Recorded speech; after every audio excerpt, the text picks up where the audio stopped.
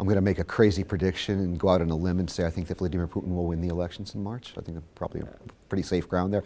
No, seriously, I mean, these elections in Russia are legitimization rituals. Elections in Russia matter, but they don't matter in the sense that elections matter in democratic countries, where you're seeing the will of the people.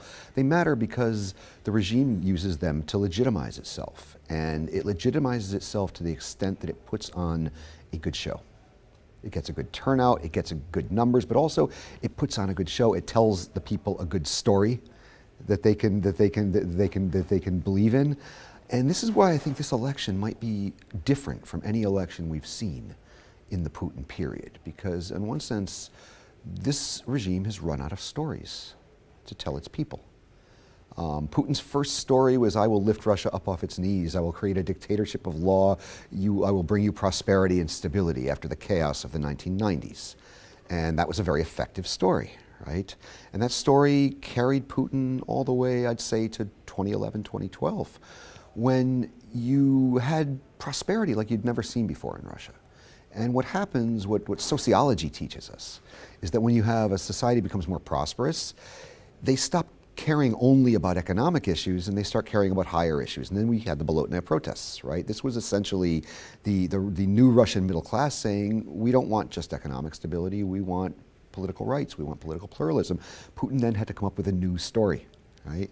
And the news story, of course, we sadly know what the news story was. The news story resulted from the annexation of Crimea, the war in the Donbass, and the news story was, I will revive your empire for you, I'll restore your lost pride. So if the old Putin was saying, you will trade your political rights for prosperity, the new story is you will trade your political rights and your prosperity for empire. And that lasted for a little while, but now that is wearing off. What story is Putin going to tell the Russian people this time? I don't know. What base, what data you have to support the idea? And also, we don't have a clear answer.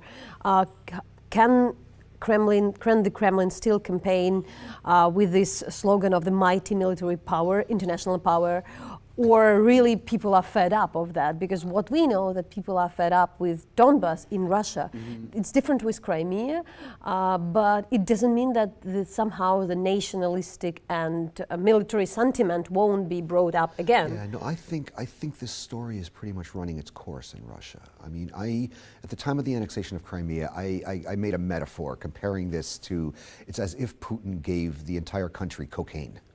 Right? The thing about cocaine, other than it being very bad for you, is that it wears off. And when it wears off, you need a stronger dose to keep the same high. And this Crimea drug was very powerful. I call it the Crimea drug. I actually wrote a blog titled The Crimea Drug. The Crimea drug is wearing off now. And the thing about this is that Crimea has packed such an emotional punch for the Russians that it's hard to top this. I believe that Putin is entering his lame duck period. Now, that doesn't mean he's going anywhere tomorrow, but Putin will turn 65 years old next month. He will, like I said, I'm going to go out on a limb and predict his victory in March. He wins another term, 6 years, and then he's 71. And this will be the end of his second consecutive term, right? Now, Putin's been kind of funny about this. He's been very disrespectful to much of the Russian Constitution, but there's one thing he's been very, very, very serious about obeying, and that's the clause in the Russian Constitution that says you cannot serve more than 2 consecutive terms. He went through all the trouble of the castling move with Dmitry Medvedev last time around because he didn't want to violate the Constitution. For some reason, he doesn't want to violate this clause. So 6 years down the road, Putin's going to have a choice. Does he violate the Constitution? Does he amend the Constitution? Does he ignore the Constitution? Stay on, which would essentially make him mean he's declaring himself president for life. So what happens? Well, there's things being discussed in the Russian press and by Russian analysts about this. If you look at the Minchenko report, Politburo 2.0, which is an annual report that looks at the state of the Russian elite, and it's something that's kind of required reading for people like me, something really jumped out at me in this, and he said that the battle for succession will begin around the time of the next Duma elections, and that they will create a post-presidential position for Putin, something akin to an Orthodox Ayatollah, his words, not mine, But this is telling me they're thinking of how to keep Putin in power but not president. Now these discussions were going on back in 2011, 2012 as well, and they decided against them. They decided to try a different route. But this tells me that Russia's entering a transition period. It's going to be a long one. 6 years is a long time, right? But everybody's going to smell the end of this regime. And when the Russian elite smells the end of a sitting regime, we have instability. Another story which we were following is the military exercises in Belarus, and there was a lot of there were a lot of concerns. Yeah. Yet our correspondents traveled there. We understand there was limited access for the foreign journalists and for the NATO observers, but we don't know yet what is in the woods of Belarus, but it didn't look like there was really the military exercise which would go further to some military campaign from the Belarusian side. No, I never really thought this made sense, that the Zapad was going to be used as a staging ground for an attack on either Ukraine, the Baltic states, or Poland. I never really thought that was the case. I thought it was a very clever psychological operation from the side of the Kremlin to make us think this. But it just never made sense to me. Why would Russia attack Ukraine from Belarus when they already have a militarized Crimea and Donbass from which they can attack? It just didn't make any sense to me. I would echo the words of my good friend Michael Kaufman, the Washington-based military analyst at the Kennan Institute, who said we should not fear Zapad, we should learn from it. Well, now Zapad's over, and what did we learn from Zapad? And for me, I'm less a military analyst, more a political analyst. To me, the most interesting thing about Zapad was what it revealed about the Russian-Belarusian relationship. Because if you look at the run-up to Zapad, Belarus was bending over backwards to reassure its neighbors, Ukraine, Poland, the Baltic states, that its territory would never be used to stage an attack by a third party. I think this is very significant because while Russia was trying to do a psychological operation, they wanted us to believe they were going to use this to attack Ukraine because this is what they feed on, this fear. Belarus was doing everything it could to reassure everybody that this wasn't going to be the case, and this is very telling. Why was that the case? Russia did not want to invite NATO observers in at all. Belarus, to the extent that it could, made sure that the exercises were as transparent as they reasonably could be expected to make joint exercises with Russia transparent. They were inviting in NATO observers. They were briefing Western officials about this. So there's this stark contrast in the way Minsk and Moscow approach this, and to me this is emblematic of the Belarusian-Russian relationship. Belarus isn't interested in this conflict with the West, and which this tells me like the limits of Russia's imperial model in the former Soviet space. Because people say Russia wants to turn Ukraine into Belarus. Well, guess what, Natalia? Belarus already is Belarus, and they're not that obedient. In fact, they're a big pain for the Kremlin right now. So this relationship is very telling.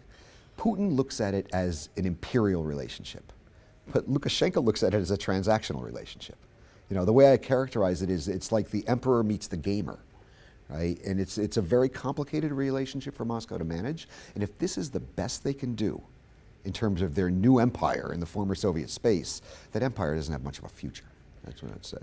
Brian, another thing you are following, it's all these information campaigns which are run by the Kremlin and in generally present in modern politics, international politics. Of course, we can have that after a couple of years, the general public had got a lot more awareness, yet not enough. Though the expert community, really I think a lot of issues had been discussed to the extent that the people like us are a bit even tired of speaking about the same things. Bots, trolls, fake news, how long you can speak about that, though they are still existing. Have you mentioned something new? Are there any new trends? First, it's a mistake to look at the information campaign in isolation. I think that Russia is waging what I call a non-kinetic war against the West.